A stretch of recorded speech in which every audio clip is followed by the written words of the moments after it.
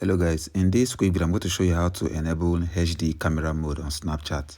So if you want your picture to look more clear and more crisp, you have to enable HD camera mode on Snapchat.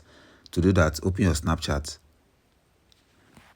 At the top right corner, you're going to see a mode that's called HD. Click on it.